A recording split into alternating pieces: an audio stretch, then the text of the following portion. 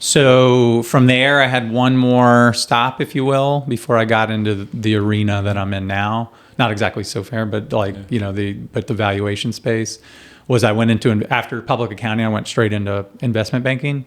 And so once I got there, it was a much better fit. And, when I was in public accounting, the entire floor would come running to me when they needed anything done in Microsoft Excel. They wouldn't run to me with anything in a tax return, right? So kind of makes sense when I end up in IB. And all we did were three things. We would sell a company. So I always analogize that. I was a realtor for businesses, and we would get a commission to do that. We would raise capital for you. We would do capital raising initiatives, debt and equity. And again, we would get a commission when you took that capital. And we would value entities, usually to reward upper management with stock options and these kinds of things. And I loved what I was doing, but I hated the model. And what I tell young people today when they're considering whether it's accounting or any finance discipline, I say, look at the business model.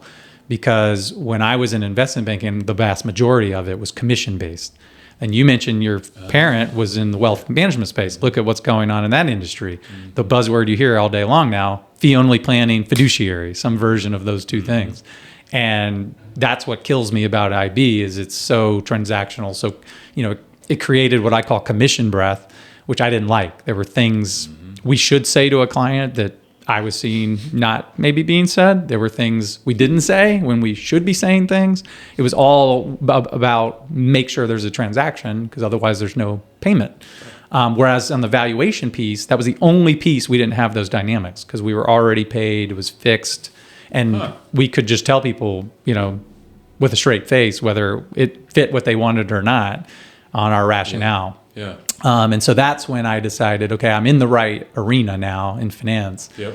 Just, I needed to make a slight adjustment over to this. And I decided to make a career out of the valuation space after that.